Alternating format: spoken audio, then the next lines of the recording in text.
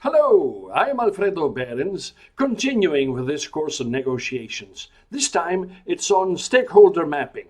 You're never alone with the person in front of you. That person usually represents a host of other people that have interests on the result of the negotiation.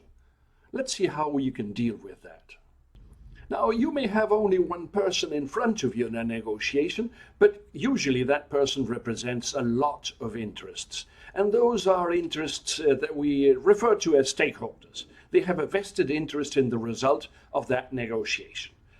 The stakeholders can be internal, in which case they would be managers, employees, for example, but they could also be external, and those would be the shareholders who own the corporation, the government, the banks, the suppliers, and it helps for you to understand that the person that you are negotiating with will have to report to all his or her stakeholders. Once you understand who the stakeholders are, it's convenient for you to understand what their interests may be. And the owners, of course, they want profits, they want growth, but they also want something which is sustainable. They don't want to risk the business. Among the internal negotiators, you have, of course, the managers who want to keep their jobs and do well for themselves, and they will keep their jobs if that company grows in a stable manner. But you also have the employees that have to collaborate with the managers. And in order to keep the employees happy, the negotiator that is negotiating with you will have to report to them and secure their acquiescence to whatever decision is made.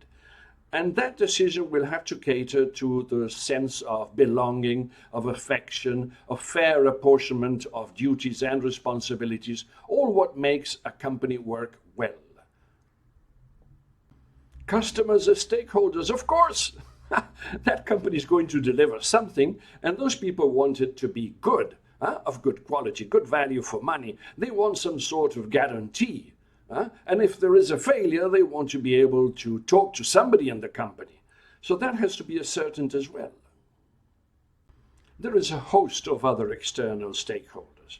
There is the government, of course, who wants to guarantee that there will be job creation within the compliance and they will collect taxes. The banks will want to collect the loans. The suppliers will want to be paid. And of course there are communities living around the place. If it were a mine, security is a major concern. So you're negotiating with a person that will have to report to all those stakeholders, internal and external. They are very diverse and they have very diverse interests, but they have to be met. It helps, of course, to understand who the stakeholders are, but don't make the mistake to believe that these people don't talk to each other. They do, and they are connected. And to figure out how they are connected is important, not only for the negotiator, but for you as well when negotiating. Not only those stakeholders are connected, but they have different levels of importance, of power, or they're less focused on the project that you and your negotiator are considering. What you have to keep in mind is that the person that you're negotiating will have to treat those stakeholders in a different way. Those that have most power and are most interested, he or she will have to contact and engage more directly. Let us consider one specific case, the expansion of a mine. The mine is already there, but the decision to be taken is how or when or in which way to expand it, to expand the production of it. Now it helps to map the stakeholders and to classify them according to their focus of interest, the degree of interest, or the level of power that they may have. You may stop the video here and look at that table in greater detail because the video goes very fast or the letters may be too small, but it helps for you to look at that in detail. Do so that now. But what you have to figure out is who will be in favor and who will be against the decision that you're negotiating. Of course, on one side, in the expansion of the mine, you will have the government and banks and, of course, the shareholders aligned in the interest of the expansion.